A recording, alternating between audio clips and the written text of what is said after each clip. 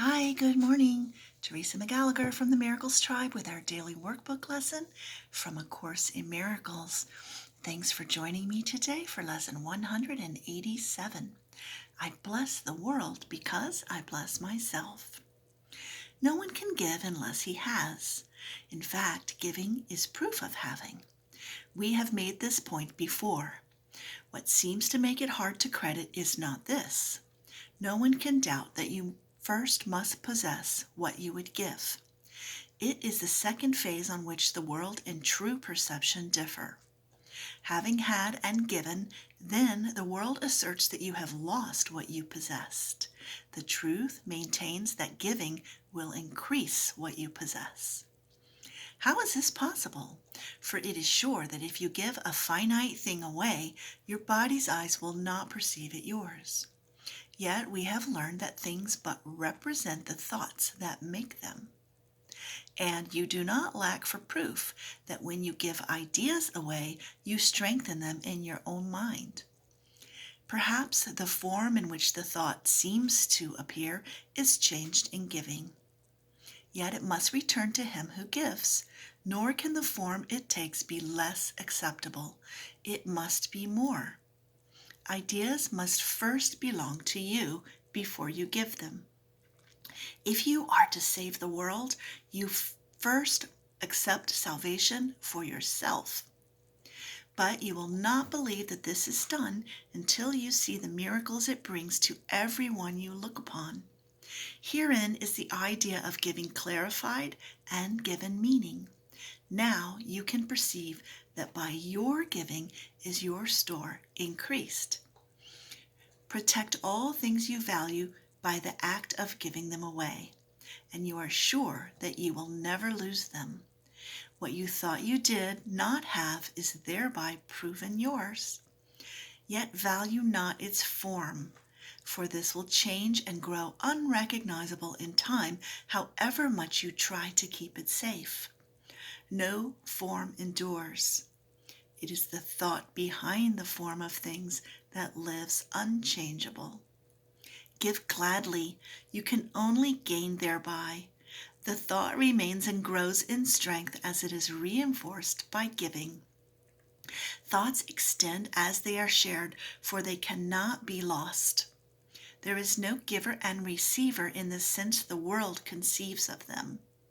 There is a giver who retains, another who will give as well.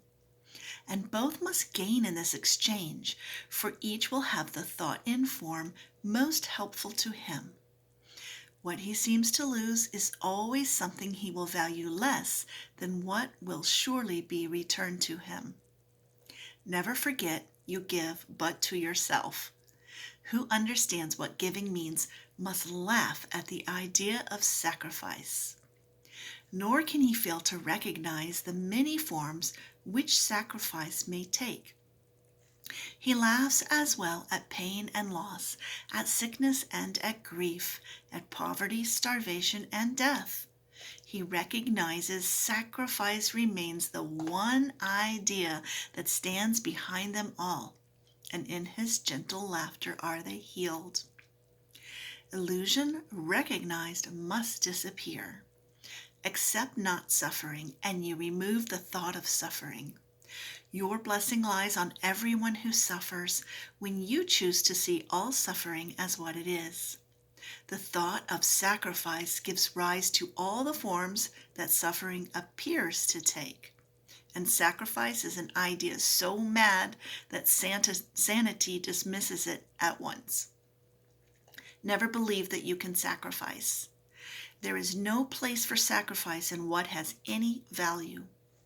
If the thought occurs, its very presence proves that error has arisen and correction must be made. Your blessing will correct it. Given first to you, it now is yours to give as well. No form of sacrifice and suffering can long endure before the face of one who has forgiven and has blessed himself.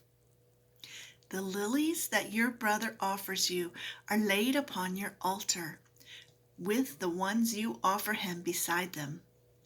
Who could fear to look upon such lovely holiness? The great illusion of the fear of God diminishes to nothingness before the purity that you will look on here. Be not afraid to look. The blessedness you will behold will take away all thought of form and leave instead the perfect gift forever there, forever to increase, forever yours, forever given away. Now are we one in thought, for fear has gone. And here before the altar to one God, one Father, one Creator, and one thought, we stand together as one thought of God, not separate from Him who is our source, not distant from one brother who is part of our one self, whose innocence has joined us all as one. We stand in blessedness and give as we receive. The name of God is on our lips, and as we look within, we see the purity of heaven shine in our reflection of our Father's love. Now are we blessed, and now we bless the world. What we have looked upon, we would extend, for we would see it everywhere. We would behold it shining with the grace of God in everyone. We would not have it be withheld from anything we look upon. And to ensure this holy sight is ours, we offer it to everything we see. For where we see it, it will be returned to us in form of lilies we can lay upon our altar, making it a home for innocence itself, who dwells in us and offers us His holiness as ours. Thank you so much for joining me. I look forward to seeing you every day, and I'll see you again tomorrow. Have a super day. Love you.